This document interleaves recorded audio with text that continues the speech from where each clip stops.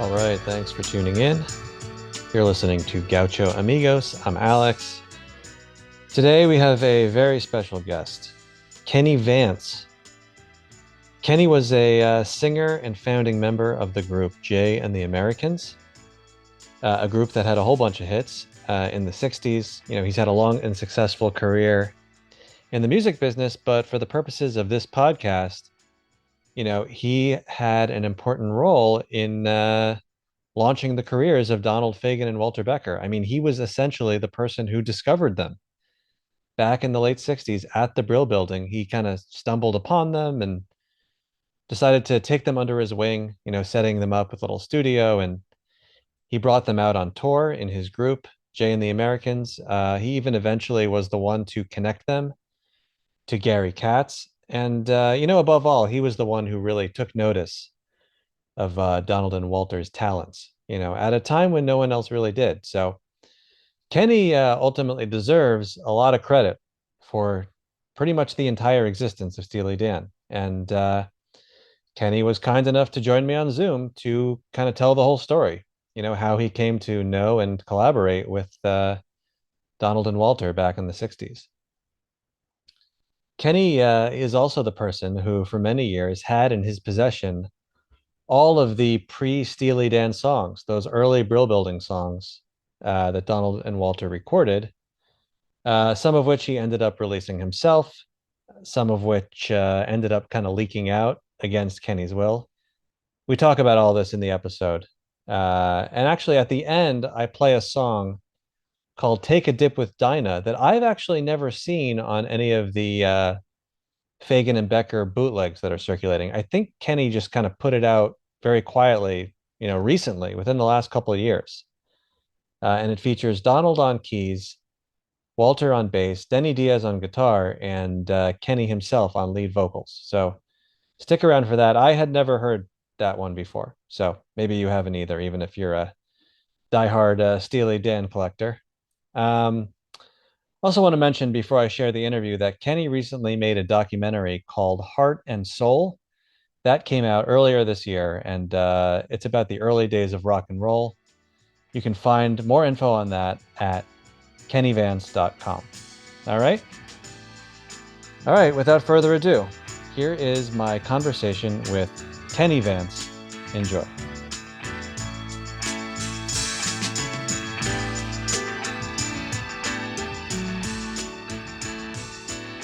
If you see something before everybody else sees it, and then, at that point, you could appear that this might be something wrong with you or that you're wrong. Because all of the people that I approached said, we don't hear it. But as the years go by, it seems like sort of a dumb brag. You know what I'm saying? Because who wouldn't get it? That's what you think now. Yeah. Who wouldn't have thought? Who wouldn't have seen it? Yeah. And you're referring to recognizing the talents of Yeah, two yeah, young yeah. gentlemen named Donald Fagen and Walter Becker. Correct. I want to start by asking, because some listeners might not know, and I know this was an important place for you, not just, in terms of your relationship with Steely Dan, but in general. What is the Brill Building? In the middle 50s, it was a building where a lot of songwriters and publishers hung out. There were two bar. It's on 49th Street and Broadway in New York City, in Manhattan. In those days, anybody could, you see, the main record companies like RCA, Columbia, Decca didn't really want to have anything to do with this emerging rock and roll music. So in those days, for $300, you could do a session and conceivably sell 1 million copies. Yeah. And so a lot of people that had no musical talent at all got into the business, and they would find people, off of the Brooklyn streets or the Manhattan streets, these doo-wop groups that that actually had those kind of hits that sold, hundreds and hundreds of thousands of records. So one day in my neighborhood, we had a group, and and there were three people: myself, Sandy Aguda, and Sidel Sherman, and we called ourselves the Harborites. And there was a guy in the neighborhood, and none of these people were musically talented, but in those days, jukeboxes Mm. were a big deal. So if you could put records on a jukebox in a diner, you considered yourself in the record business. And there were a lot of illicit people that got involved in the jukebox business. Right. So we knew a guy in our neighborhood, and he had a company in 1619 Broadway, which was Ivy Records. And they had a big hit record with the Deltaires, Lullaby of the Bells. We would go into there, and the guy that there was a manager in that building, and he managed people like the Mellow Kings that had a big hit record. He managed people like the Mystics, who had a big hit record, Hushabye, the Passions. But he also had songwriters up there. Al Cooper was up there. Yeah. Uh, Paul Simon was up there. Hmm. And I'm talking regularly. And they actually, gave songs to some of these groups. And we, as the Harborites, we would like a Motown thing. We would do backgrounds on some of the groups' records.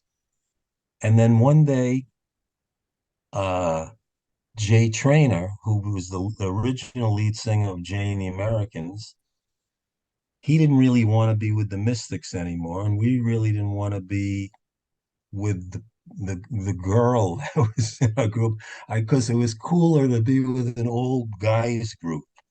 So somebody knew Jerry Lieber and Mike Stoller, who had an office in the Brill Building, and they got us an audition, and we learned a few songs, and we wound up going up there and auditioning for them, and they liked what they heard, and they started to record us, and about with less than a year into it, me being maybe 18, Jay Trainer being 17, had a top five record in the United States Which one called was that? She Cried. She Cried. Yeah, that's one of your biggest hits, right? It was the first one. It was the First one. first And hit Lieber and that Stoller, had they already had a string of hits? I mean, they're famous well songwriters, so Lieber and Stoller, wrote Hound Dog. yeah. So they were blues producers. They produced Big Mama Thornton singing Hound Dog. So, they produced us, and we started a career in, I guess, show business. Yeah. And so that's pretty much the Brill Building at the time, though, in case people are interested, and, uh, had Elvis Presley music was in there, Hill and Range music. Uh, Pierce Southern was in there, which was the publisher of Hank Williams and Buddy Holly and other country people, and so that there were many of those companies in the Brill Building at that time. Yeah, So that got me to the Brill Building, and then years later, I guess in the late 60s, so that was 1961, 62. okay. By 68, we had a bunch of hits in 66, and maybe we started to cool off in 1967. 1968, we opened an office in the Brill Building, and that's where I met Donald and Walter. I don't like waiting for a knock on the door. I don't like wondering why. I got no mercy for a man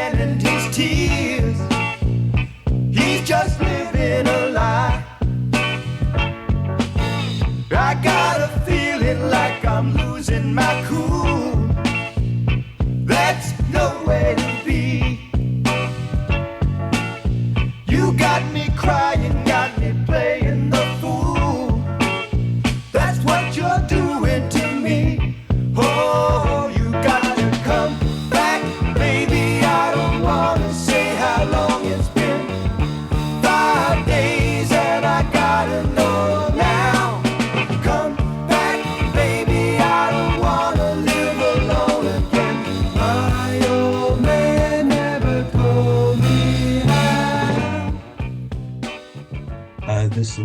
So we had an office on the fourth floor. Jerry Lieber and Mike Stoller was still on the 10th floor and in the Brill building at that time. So one day, these two guys come in. I remember that, if you ever saw the cover of Becker and Fagan in their early years, Yep. that's who they were. Okay. And I think Donald had a tan raincoat on, and Walter, I don't remember. What were they doing there? They just knock on your door? I mean, how did you? Yeah, they just knocked on the door, and they came in, and the guy got me. The guy, the office guy, got me, and he said, "These two guys are out there. You want to, I said, fine. Let me go say hello. So I went there, and they said we took an elevator up to the top floor of the Brill building, and we've been walking down. It was about 12 floors, 11 maybe. And we've been walking down, and no one will listen to us because we don't have a tape. Okay. So I said, well, I have a piano inside. It was an upright piano. And I said, why don't you guys, come on in? And so uh, Walter stood on the side of the piano, and Donald sat down at the piano, and was there, and they started to play like the Brain Tap Shuffle. Hmm. They played that song at the first time that they Yeah, met you? and they played Shuffling Up Your Downs. Right. And, I wasn't, and I'm still, maybe still not, I wasn't a sophisticated guy because I had grown up, singing doo-wop in the subway. Yeah. But we had a trajectory that had taken us all over, to Europe, and we had played with the Beatles and worked with Burt Bacharach, and so there was something about it that touched me, and I was engaged with it right away. So you got a good sense of them right off the bat. You felt that there was something about these guys that was different. Yeah, I kept thinking this guy's a combination between like Burt Bacharach and George Gershwin. I didn't even really know. I didn't know what references, but I just knew that it was something, and I guess people in those days, if it wasn't in the groove of what was happening, they weren't interested in it. And what was happening at the time were, group people like, not putting Leslie Gore, it's my Yeah. party and I'll cry if I want to, that kind of stuff. And so that began a a relationship with them. So you were impressed by what they did. Where did the relationship go from there? So, I mean, they played their songs, they played some of these songs that eventually you recorded in some form. Where did it go with you and Donald and Walter? Well, I figured that there was a recording studio in the building, like I think it was mono, maybe two track. Okay. And it was in Pierce Southern, and the engineer's name was Charlie Mack. And I remember going up there, and Lionel Hampton was there. he was making a record. Okay. After hours. After hours, you could come in there and make a record. And so we uh, we went up there, and I think the first I don't it's a while ago. I think the first bunch of stuff that we did might have been piano and maybe Walter just off to the side, and I don't think and I think that the vocal and the piano were done live, Okay. and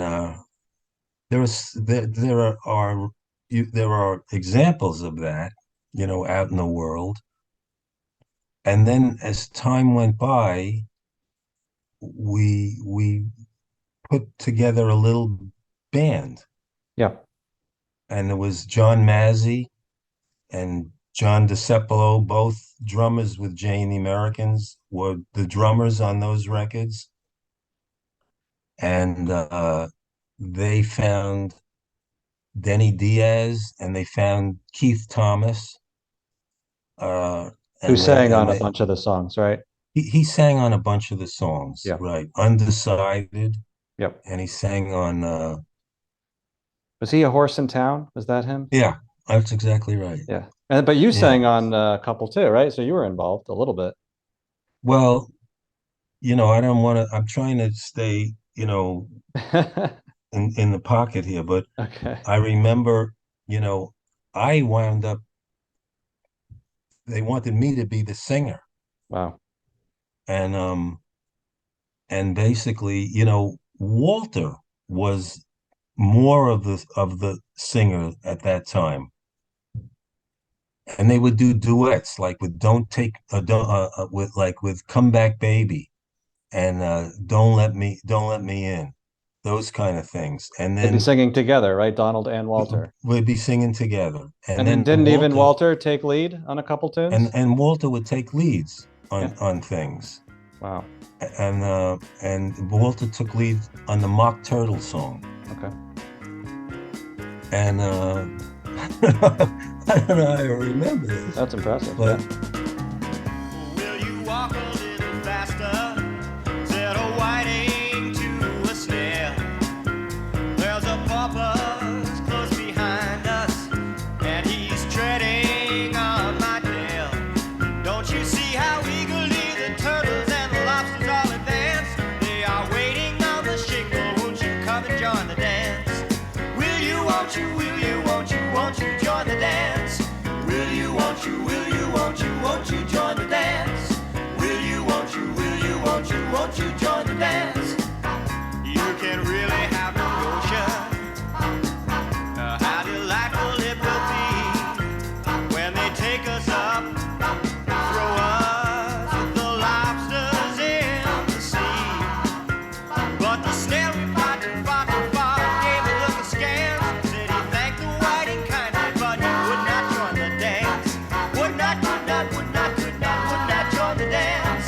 Will you, won't you, will you, won't you join the dance? Will you, won't you, will you, won't you join the dance? and then I tried to, I brought these things to people, actually brought it to the guy. He published Barry White and Burt Bacharach. Okay. So you brought these demos to him? Yeah, and he they didn't. It was too far out. Yeah. It was too far out, So really. Donald and Walter kind of were trying to break in, and you were the one who heard something. You heard that these Yeah. guys Oh, were yeah. different or talented, but nobody else really did. I mean, you were the one who was kind of like, yeah, come to the Brill building. Okay, we'll set you up with a little studio. You can record some demos. I mean, it was all you. Yeah. I don't say that egotistically. It's just, you ask Yeah. Donald, I'm sure, ask Donald. And then a friend of mine was doing a film. In those days, people like Scorsese and Brian De Palma were doing these independent films. Scorsese's film was Who's That Knockin', I believe. and by the genies, and because these guys were real doo-wop freaks, Yeah. and Brian De Palma did a few films, and then this guy Peter Locke was doing a film called "You Got to Walk It Like You Talk It," and so I sang "Roll Back the Meaning." Okay. Oh, and by the way, and then I wound up putting them in Jay and the Americans. You know, Yeah, they were let's the talk about band. that They because were that the happened band. before the movie, right? That happened like, a little bit before. You brought them into Jay and the Americans Yeah. because they needed a job, right? Yeah, well, whether they did or not, that was the party line at the time. Okay. And they started to come on gigs with us. And we played at a like a mafia place in Fort Lauderdale called the Bachelors 3. And by then there were a lot of those kind of guys around the office because in those days, Wise like a guys? lot of, hmm? Wise guys? Yeah, wise guys, I guess you could say. And there was a lot of those guys around the different independent production companies. And there were guys around our office as well. And sometimes they would come on the road with us. So I kind of was in the middle. I had Becker and Fagan on one side, and I had these mafia guys on the other side. I was kind of like it was like a collision of worlds. The gangsters, they were older guys, and they, wearing suits and ties and stuff like that, and these other two guys were like dressed like bums, and they didn't really get it. They had nothing in common, and it was just an interesting perspective that for me. Yeah. So But what the wise guys think of Donald and Walter? Just thought they were these two weirdos. oh, they just thought they were like, they had no to tell you, to be honest with you, Yeah. or they never interacted with them, but just physically looking, they had no frame of reference for what this was. Yeah. Were you surprised that Donald and Walter wanted to be in this group? I mean, since it was so different than the music that they were making themselves, or was it not that different actually? Like it made sense No, to you? music is, it was, I don't know. I said to do, I don't remember, I Yeah. was older than them. Maybe they thought I knew something. And I wound up, saying, we'll put you in Jane the Americans. You play the piano and you play the bass. And, and that was it. Cause we always had two guys that were doing that, but they were Yeah. never really in the group. What was it like being on tour with them when they were young? They pretty much, I remember we played in Florida once, not at the Bachelor's 3, but at the place called the the Seven Seas Lounge at the Newport Hotel. And I think there was like I don't remember it was a boxing match was on, and we went across the street like to get something to eat at Arby's, Yeah. so, and then actually I had some film of them in the room with us, with me anyway. And then Walter went out and he was shooting hoops, and basically I have that fit footage someplace. And but when that was over, look, it was a chance in my mind. There wasn't, anybody using anybody. It was just like, here's $100 or whatever it was, 100, 200. I have no idea. It was something like that. It was a They gig. always just, they goofed on it, it was a goof to them. And, it'd be interesting to ask Donald, what he thought of some of these guys, Yeah. maybe, because he was there. Uh, And they didn't have any other options. I mean, like you said, no one else was really that interested in what they were doing. So you were the one who Nobody, kind of took the leap of faith and were like, hey, come on tour with us, right? I actually brought them up to Jerry Lieber and Mike Stoller's office one day. And that was incredible because Jerry Lieber and Mike Stoller and Donald and Walter. And I was singing some of the songs because Donald wouldn't do it. Walter was the front man. Walter You was know, the front he, man, oh ironically. yeah, Walter was the guy. Donald was sort of inverted, but I didn't see it that way. But that's the way, that's how it walked through life, I guess. That's so funny because then Donald ended up being the front man. Something Well, shifted I between always, then and then 1972 because Donald took lead on Reelin' in the Years. He took lead on all their songs.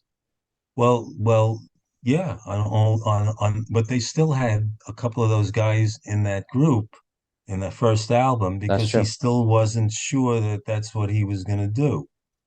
And the moment that it happened, so I sang, I don't remember exactly who was singing the harmony, but Roll Back the Meaning. I sang If It Rains, and I think one of the guys in Jane the Americans, Marty Cooper Smith, sang "You Gotta Walk It Like You Talk It." And when I heard like the song that he wrote, "You Gotta Walk It Like You Talk It," I thought like, who could just like it just was extraordinary to me. It's like who could write this out of the blue? Who could write this? Yeah. Ain't no man can tell you what's right or wrong for you. 'Cause you gotta know what you need to know what you got to do. You gotta walk it, just like you talk it, or be sure you're gonna lose that beat. Yeah, you gotta walk it, just like you talk it, or be sure you're gonna lose that beat. You wrap yourself to ribbons, bite, punch, and kick.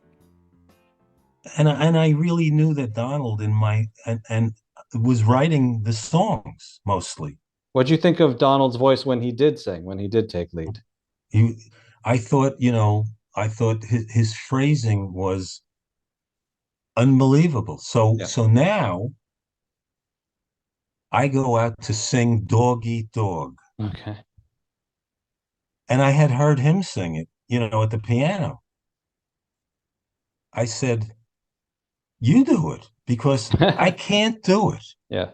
I can't do it as good as you. Your phrasing on this is exactly what it is." So he reluctantly went out there and did it. And I think at the end he kind of yells. If you listen Yeah. carefully to the vocal, he's yelling at the end. And it was just like, okay, we're done. That's it.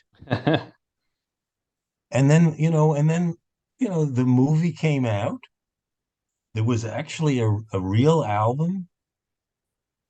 Peter Southern paid for it. And so that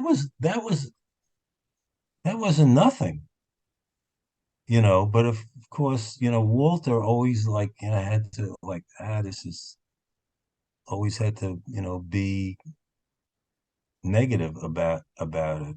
Walter was the one And who was down on it a little bit. I think both of them were, but Yeah. Donald wasn't, Walter was just like, he'd let you know. Was it that the final product didn't meet like what they thought they were capable of? Like it didn't meet their, standards or At the time, yeah.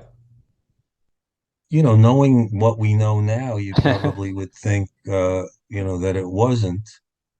And I think that they were learning their way. All of these things were like going to school, and each one of them was an experience. That's how I think you learn to be a good record producer. And I think that's what those in retrospect, I think that's what those things were. I thought I thought Doggy Dog was great. Yeah. Stranded in Red Hook I check in the black book for anybody's care. I run into guess who, a boozer to rescue, but there's nothing left to say. The Indian hat clerk is doing his homework, eating soda cracker dog style. They check it once over, then drag it to Dover, where they dump it on the rock pile. 'Cause it's doggy, doggy, dog. Ain't no use to fight it. It's doggy, doggy, dog. Grab it fast and bite it. Doggy, doggy, doggy, doggy, doggy, dog. Did you mentor them on any aspects of show business or the music biz in general? I don't know. Maybe just by being around me, I don't know. Whatever that was, possibly. What was there? So when they were recording demos, right, at the Brill Building, I assume they were kind of taking the lead in terms of how they were recording those songs, because later in Steely Dan, they became famous for like production and the ways in which they represented the songs that Oh they wrote yeah. were No, very original. I didn't, they would go in and they would play, and if whoever the drummer was, and and there it was. There's the track. Anything unusual about their style of recording songs? Anything innovative or? Well, uh there did come a time after the original bunch of songs, which was the Mock Turtle song, Don't Let Me In, Come Back Baby. Those were attempts at trying to make masters. I think Undecided was part of that session. I don't Yep. remember exactly what else. We went to a different studio, which I think had 8 tracks. And, I would just, oh, okay, let's double the vocals, or let's double the backgrounds. Oh no, we're not doing that. Donald and Walter said that, or you said Oh that? yeah, yeah, yeah, we're not doing that because I think that the thing that I didn't know, and I think the thing that probably was part of their aesthetic take on everything was that they knew jazz records, and that was they knew Duke Ellington, they knew that stuff. And sometimes I would go to Donald's apartment, and just like, I wouldn't sit down and listen to it, but I heard it. You would hang out with Donald at his place? Yeah. As a matter of fact, in Park Slope, there was a friend of mine, Richie Lifshitz, who also lived there, and he became friends with Walter, and Walter would go over there and he would feed him, and they would play chess. Okay, that's cool. And yeah, they lived near me in Brooklyn. I would pick them up just about every day. He lived on President Street. Yeah. He wrote Brooklyn Owes the Charmer under me, who was the super of the building. So Brooklyn Owes the Charmer Under Me, which is one of these early Brill Building songs that eventually became a Steely Dan song. That was written based on their time living in Brooklyn when, they were working with you at Brill. Yeah, and that's where, I believe, Elliot Randall, played with us, meaning the Jay and the Americans. So that's where, how I probably brought him around to play solo on Brooklyn Owes the Charmer.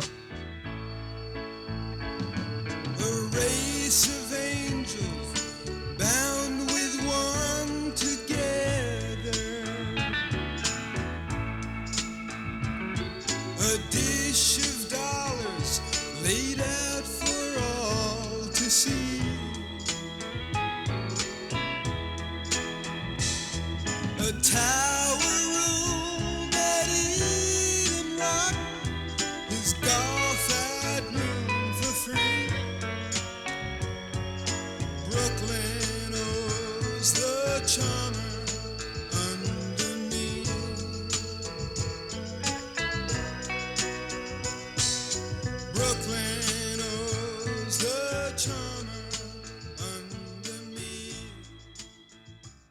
I kind of watched this whole thing happen, Yep. and I was out of it. So that was, not, I wasn't real, uh, I don't know, I felt, betrayed and it was very uncomfortable. But I watched the progression of Donald from the first album to the second album to the third one, and you see him incrementally coming out vocally That's true. to the culmination of it on Asia, Yeah. where there's a guy singing. Yeah. But otherwise, it's if he's just part of the whole weave of the whole thing. And I think, in some of the Duke Ellington albums, where you hear all of the different counter rhythms, melodic things going on, I believe that when I heard "Do It Again," I thought, oh, this is it. He figured it out. What did they figure out? They figured out that you could have a hit with a three-chord song, but if you were listening carefully, you would hear all of the stuff going on, all of the other melodies and all of the other things that I guess up until that time were featured, and it prohibited most people from hearing it or letting it in. Right. And so, I thought, oh boy, he figured it out. And I just thought it was, phenomenal that took place. And there it was. It took X amount of years of staying, doing your craft like any painter or author or whatever. And you start to weed out the stuff that doesn't work and you focus on the stuff and I guess they realized if we don't have a hit, we're done. We're not gonna, this is not gonna happen for us. Knowing that and maybe uh discovering that particular style Yeah. Well, that luckily would they had a few big hits right off the bat because then they were able to kind of carry that momentum. They were given license by by the studios to make albums for, the rest of the 70s. So, right, right. You mean by Dunhill? yeah, by ABC. So you said Yeah. you felt betrayed. Is it because they ditched you for LA and did their own thing? Is that what you were referring? Well, I mean, it was just came as such a shock because, Yeah. I guess in my mind, or I guess I thought, that even though we had hit an impasse with everything that we were doing, I was still committed to it and whatever, and maybe in their minds I couldn't deliver. I couldn't deliver it. It wasn't for lack of trying though. Yeah. As a matter of fact, I got them right around the time that the soundtrack came out. I got my friend Richard Perry recorded a song with them. I Mean to Shine. I mean, they got a Barbara Streisand record. You connected them to Richard Perry, right? Yeah. Well, I didn't connect them to him. I played him something. I played him a demo Yeah. or something, and and then I remember Donald and I one night, we played. I think it was. I think we played Friday night in some toilet someplace, and then the next morning I picked them up, and we wound up going to Columbia Studios, where the place was packed with musicians. And we taught her, I sang the song, he played it, and we taught her the song. So you sang the song that ultimately got them, I on sang the it to Barbara her. Streisand record. Yeah. And that was the I first sang, official release of a and Fabian he Becker played on song. this, Yeah. and he played on the session. I think Randy Newman played the piano, and he played the organ. Oh, really? I didn't realize that Randy played on that. Wow. You'd have to check the line notes, Yeah. the credits on "I Mean to Shine" Barbara Streisand. Yeah, you're right. And I know that was the first official release of a Fagan and Becker song was Oh yeah, because Steely Dan didn't come out, for another year or two. yeah. So that was your doing. Wow. So yeah, I understand your feeling. Is that what ultimately led you to say, hey, you know what? It's time that I might, publish some of these songs because you had the rights to the Brill Building demos they recorded, right? How did it Right. work with the rights, or you shared the rights? Well, we had a company, uh, Red Giant, and which is named after one of the songs on the White Dwarf, Red Giant, White Dwarf on the soundtrack album. You've got to walk it. Yeah, they signed a contract with me. Basically, what happened was they disappeared, and then somebody called me from I guess the company, ABC Dunhill, and said, we want the contracts and everything. And I really thought at the time, okay. And they offered me half of the publishing. So you gave them half the rights. So when they went back and they started releasing songs that were those Brill Building demos, like Caves of Altamira, Charlie Freak, Barrytown, uh, some of the Katy Lied songs, did you get a piece of the royalties for those or no? I did. Okay. But I believe that part of the deal was that Dunhill got half of the publishing of the songs that I had originally, all of that stuff. And I guess to just to get to, the release of the album Becker and Fagan, the early years, I think I was getting divorced at that point, and I had not wanted to put it out, although, many people had approached me to do it. And at some point I thought, well, if I'm going to do it, I'm gonna make it nice. I designed the cover, with the ashtray with cigarette butts and a picture of them in the office the first couple of weeks that I had met them. And to me, I thought it was good.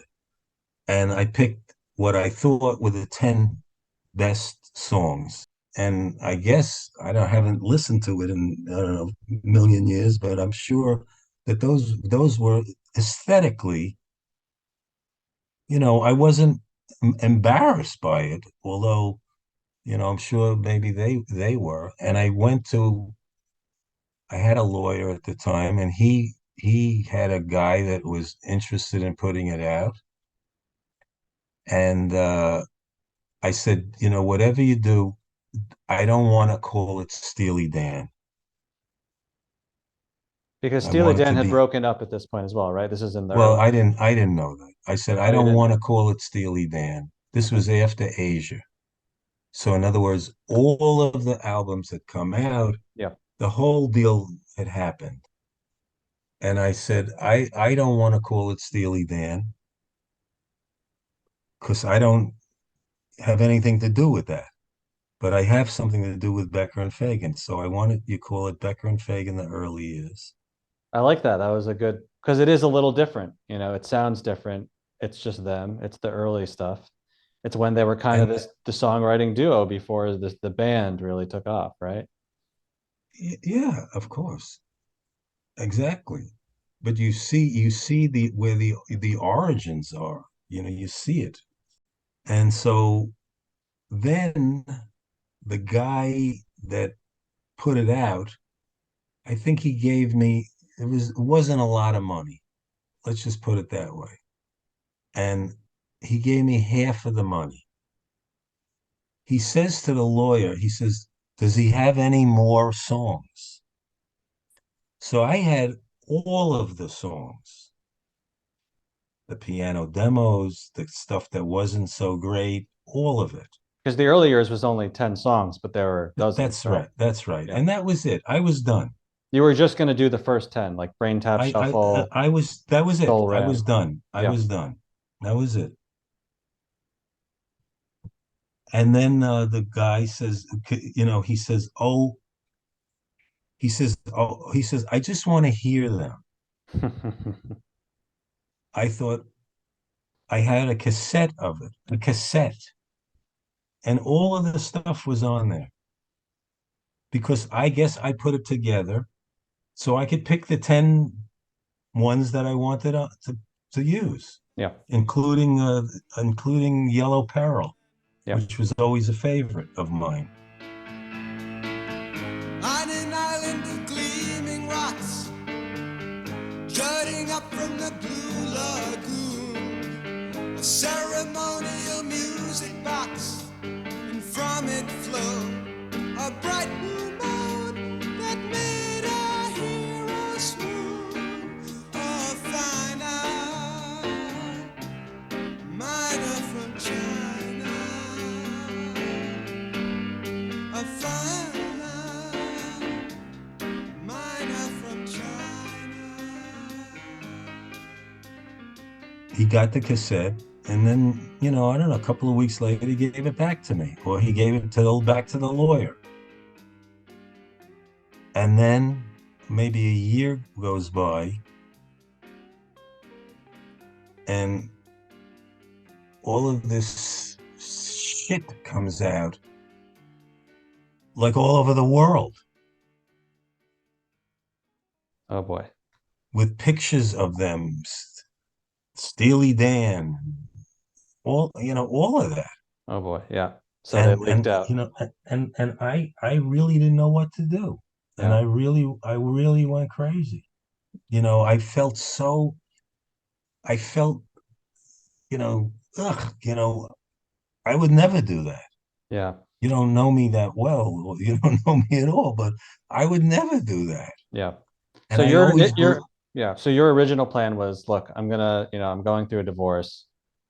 I'm only going to do 10 songs. It's the 10 best. I'm going to release it nicely and then that'll be it. But then this exactly. guy did not or he broke his promise. He broke his word that he wouldn't release it. And they ended up out there. And then once they were out there, even in a pre-internet era, they got past, and that was that. Once they're out there. I know for a fact, even now, Yeah.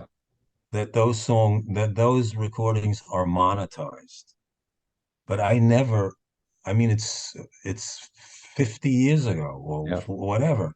I never even, I never even investigated who gave it to. I think, there are these collection agencies like TuneCore and Orchard and stuff like that. Those songs are monetized by those companies.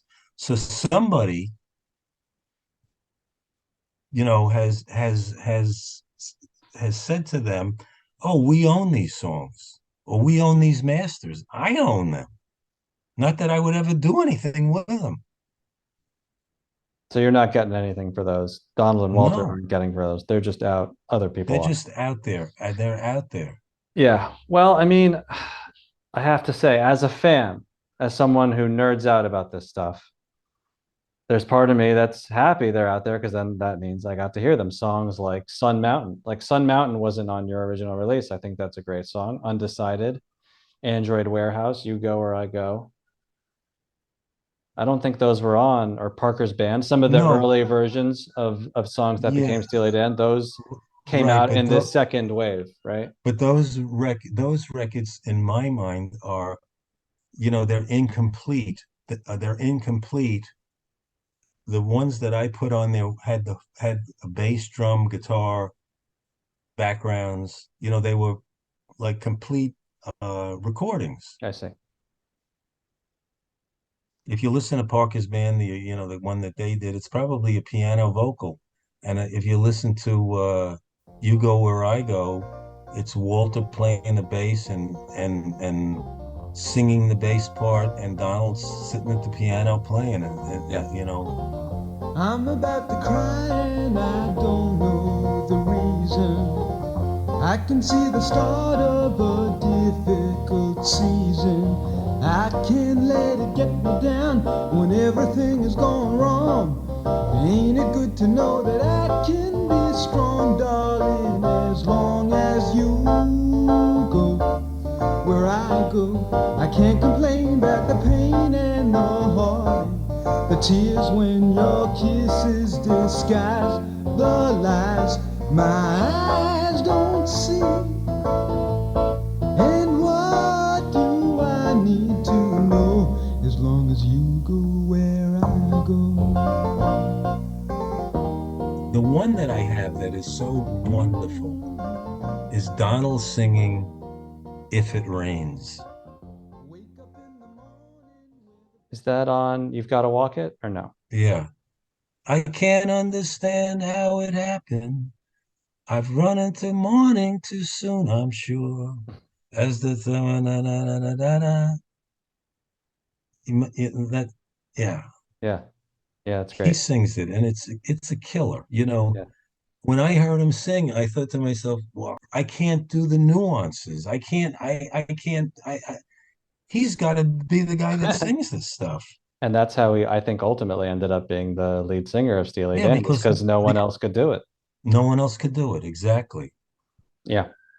Did you ever have you been in touch at all with Donald since back in the day? I mean, in the last, Well, about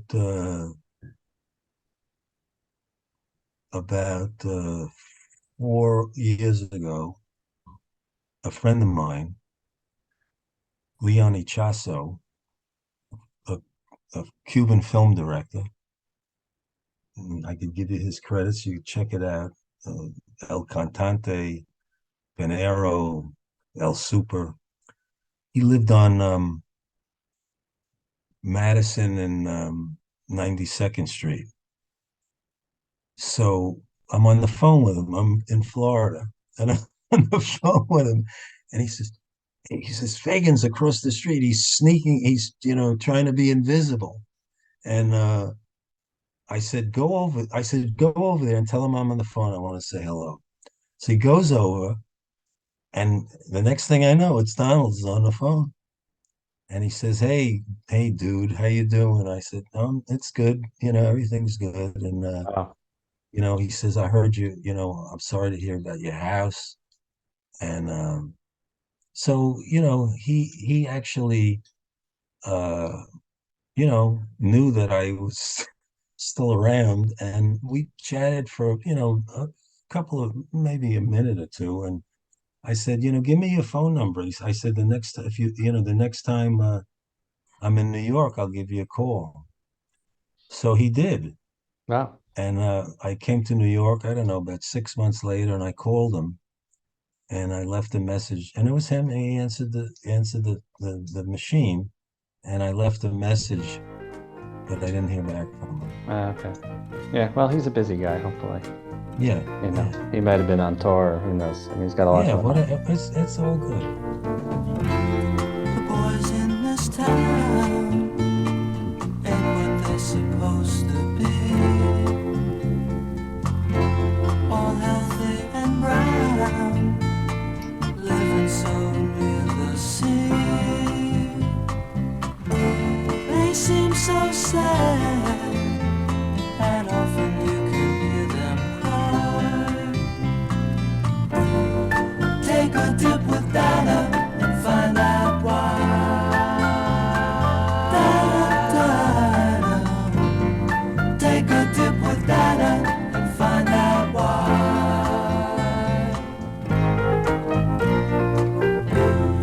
If you've never touched her and gazed into her big green eyes, if you've never kissed her, you're in for a big surprise. And if you don't know the reason lovers sigh, take a dip with Dinah and find out why. Dinah,